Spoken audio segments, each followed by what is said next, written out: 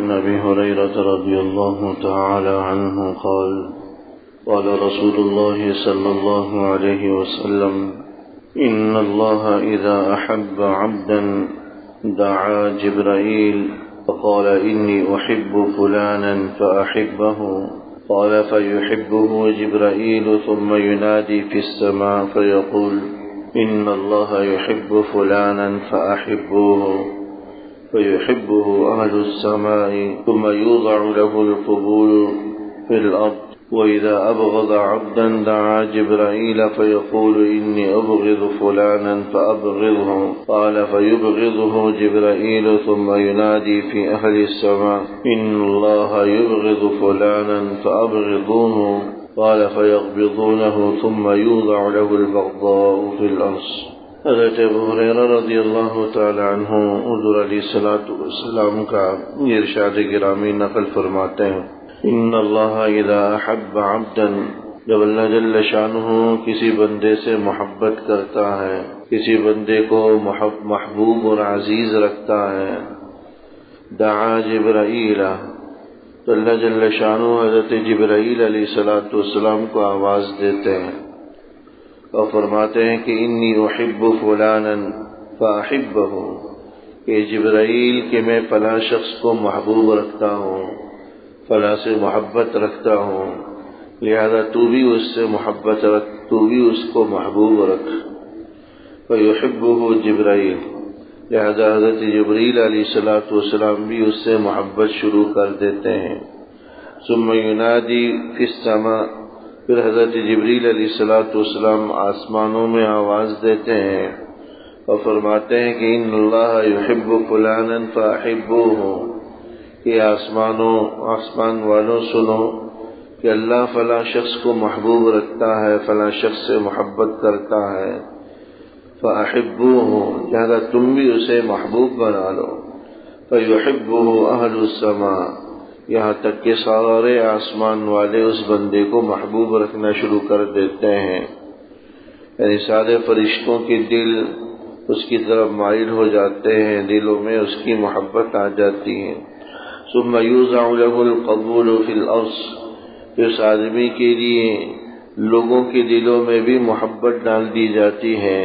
اور لوگ اس آدمی کو قبول کرنا شروع کرتے ہیں، اس کا احترام اور اس کا مقام مرتبہ لوگوں کے دلوں میں آ جاتا ہے۔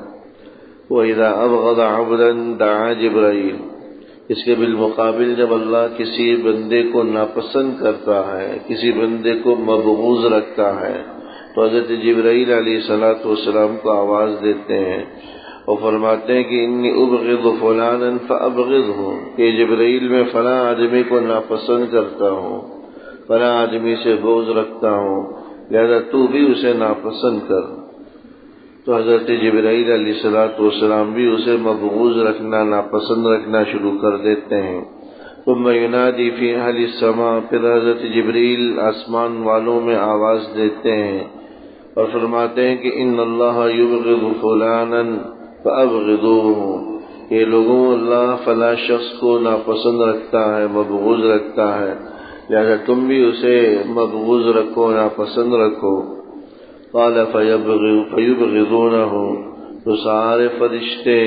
اس آدمی کو ناپسند کرنا شروع کر دیتے ہیں۔ ثم یوضع له البغضاء فی الارض، پھر زمین والوں کے دلوں میں بھی اس آدمی کے لیے بغض کو، اس آدمی کے لیے نفرت کو ڈال دیا جاتا ہے اور لوگوں کے دلوں سے اس آدمی کی محبت کو اٹھا لی جاتی۔ یہ حدیث مبارک ہے بھائی، جس میں یہ بات بتلا دی گئی کہ اللہ جل شانہ جب کسی بندے کو محبوب رکھتا ہے یا جب کسی بندے کو ناپسند کرتا ہے تو اس کا نتیجہ کس شکل میں نکلتا ہے۔ اللہ جل شانہ کا کسی بندے کو محبوب رکھنا یا کسی بندے کو مبغوض رکھنا لامحالہ اس کے اعمال کی بنیاد پر ہوتا ہے۔ جیسے اس کے اعمال ہوں گے ایسے ہی اللہ جل شانہ کا معاملہ اس کے ساتھ ہوگا۔ نیک اعمال اخلاص کے ساتھ، للہیت کے ساتھ، اللہ کی رضا، اللہ کی خوشنودی کے لیے آدمی نیک اعمال کا اہتمام بھی کرے، پابندی کے ساتھ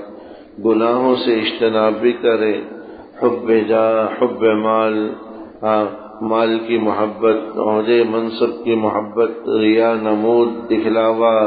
تکبر، بغض، عناد، ان ساری باطن کی بیماریوں سے اپنے آپ کو بچا لے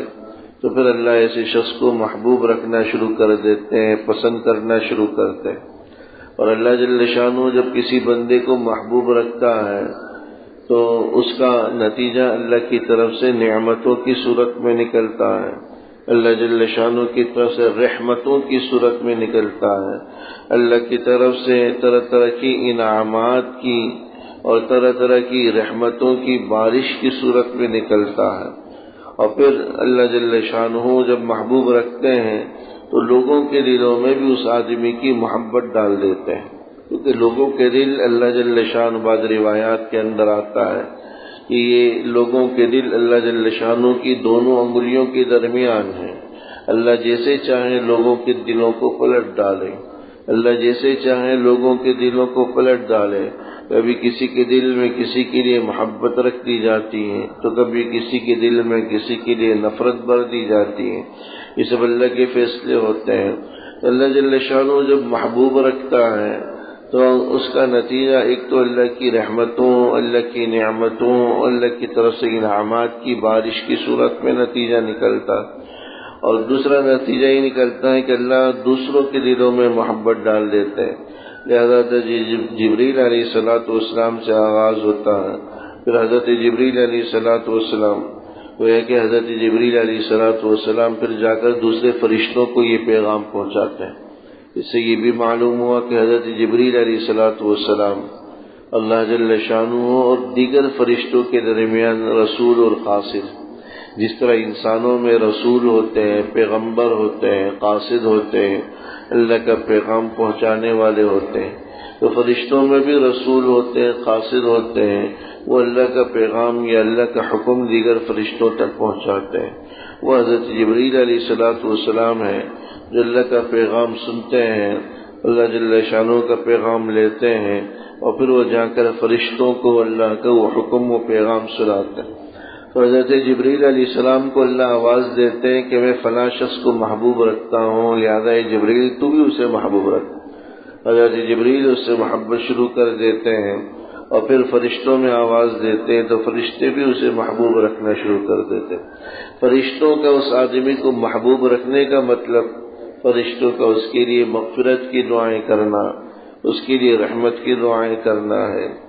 اسی طرح جو اللہ بچائے، جب اللہ کسی بندے کو ناپسند کرتا ہے، مبغوض رکھتا ہے، تو پھر مبغوض رکھنے کا مطلب اللہ کی طرف سے عبادات کی توفیق ہٹا لی جاتی ہے، عبادات کی محبت اس کے دل سے نکال دی جاتی ہے،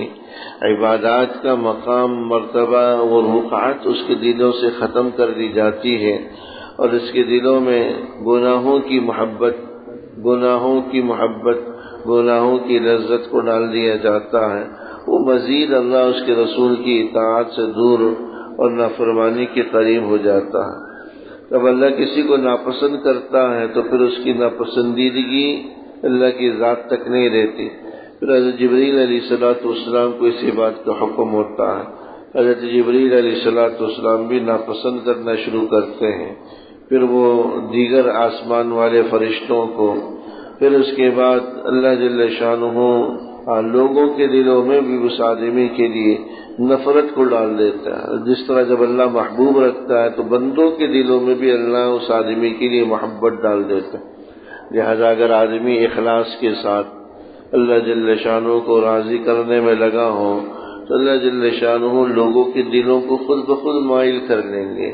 انہیں مائل کرنے کے لیے کچھ کرنے کی ضرورت نہیں ہوگی، خود اللہ ان کی لوگوں کے دلوں میں اس آدمی کی محبت ڈال دیں گے، لوگ کھچے کھچے اس آدمی کی طرف چلے جائیں گے۔ ایسے اللہ والے ہیں، اللہ کے نیک بندے ہیں، بزرگان دین ہیں، دنیا ان پر جو نہ مر رہی ہوتی ہیں، ان کو دیکھنے کے لیے، ان کی قربت اور صحبت حاصل کرنے کے لیے، تو یہ اللہ جل شانہ کی طرف سے محبت کی علامت ہوتی ہے کہ اللہ انہیں محبوب رکھ رہا ہوتا ہے، اور پھر اللہ کی محبت کا نتیجہ پھر لوگوں کے دلوں میں بھی محبت ڈال دی جاتی۔ کتنے دیندار علماء ہیں، لوگ جو ہے نا جن سے لاکھوں کی تعداد میں، کروڑوں کی تعداد میں ان کو چاہنے والے، ان سے محبت رکھنے والے، یہ اللہ کی طرف سے ہی ان کے دلوں میں محبت ڈالی گئی۔ اور اسی طرح نفرت کا معاملہ بھی ایسا ہی ہے، تو اللہ جل شانہ جب مبغوض رکھتا ہے تو دیگر مخلوق بھی اسے ناپسند کرنا شروع کر دیتی ہے۔ ثم یوضع له البغضاء فی الارض، اور مخلوقات کا اسے ناپسند کرنا، پھر اس کے لیے بد دعائیں کرنا اور اس کو رحمت سے دور ہونے کی اللہ جل شانہ سے درخواست کرنا، تو لوگوں کے دلوں میں بھی نفرت دل میں ڈال دے۔ تو اس لیے پتہ چلا کہ لوگوں کا محبت کرنا ایک طرح سے علامت ہے اس بات کی کہ اللہ بھی آپ سے محبت رکھتا ہے۔ لوگوں کا نفرت کرنا یہ بھی اس بات کی علامت ہے کہ اللہ آپ سے نفرت کرتا ہے۔ تو ایسے موقع پر اپنے اعمال کی جانچ پڑتال کی ضرورت ہوتی ہے، اپنے اعمال کی اثر نو نگہداشت کی ضرورت ہوتی ہے کہ ہمارے کون سے ایسے اعمال ہیں جس کی وجہ سے اللہ جل شانہ کی نفرت کے ہم جو ہے نا مستحق ہوئے ہیں، اور پھر اللہ نے یہ نفرت لوگوں کے دلوں میں ڈال دی۔ اللہ جل شانہ عمل کرنے کی توفیق نصیب۔ ربنا تقبل منا انك انت السميع العليم وتب علينا انك انت التواب الرحيم، وصلى الله تعالى على خير خلقه محمد وآله وصحبه اجمعين، آمين برحمتك يا ارحم الراحمين۔